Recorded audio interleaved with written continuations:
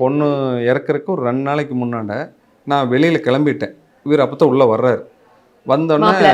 மாப்பிள்ளை வந்தோடனே, மாப்பிள்ளை உள்ளே போய் சாப்பிடுங்க, நான் வெளியில் கிளம்பிட்டேன் அப்படிங்கிறப்போ அந்த கதவுக்கிட்ட மெயின் டோர்கிட்டே நின்றுட்டு, மாமா பார்த்து எனக்கு ஏதாவது தொழில் பண்ணி கொடுங்க அப்படிங்கிறாரு.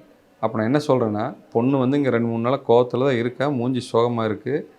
அவள் வந்து எவ்வளோ மனவலியோடு இங்கே வந்திருக்கிறா, பிரச்சனையாகி தான் வந்திருக்காங்கலாம் உணர்ந்து கூட அவர்கிட்ட நான் என்ன சொல்கிறேன்னா, தொழிலை பற்றி பிரச்சனை இல்லைங்க மாப்பிள்ள, ஃபஸ்ட்டு ஒரு 6 மாதம் எங்கேயாவது போங்க முதல் வெளியில். இன்றைக்கி சாதாரண ஒரு குடும்பத்தில் ஒரு ஏழையாக இருந்தாலும் பணக்காக இருந்தாலும் கல்யாணம் முடிச்சா ஒரு அவுட்டிங் போகிறாங்க, ஒரு வெளியூர் போகிறாங்க, ஊட்டி கொடைக்கானல் போகிறாங்க, வெளிநாடு போகிறாங்க, என்னென்னமோ நடக்குது. அப்புறம் தொழில் பற்றி நீங்கள் 6 மாதங்களும் சொல்லுங்கள், என்ன தொழில் வேணுமோ பண்ணல, தொழில் பற்றி கவலைப்படாதீங்கன்னு சொல்லி போட்டுங்க. வீட்டில் கூப்பிட்டு எப்போ மாப்பிள்ளை வந்துருக்காரு, ஏன்னா இவங்க எல்லாம் கிச்சனில் அவங்கவுங்க வேலையை பார்ப்பாங்க, நான் மெயின் டோர் பூட்டிட்டு போகிறனால இவங்க மூடுதான்ட்டு இருப்பாங்கன்ட்டு உட்காருங்கன்னு சொல்லி போட்டு உள்ளே வந்து வீட்டில் கூப்பிட்டு எப்போ மாப்பிள்ளை வந்திருக்காரு பார்த்துங்க, சாப்பிட சொல்லுங்கன்ட்டு நான் கிளம்பி போயிட்டுங்க.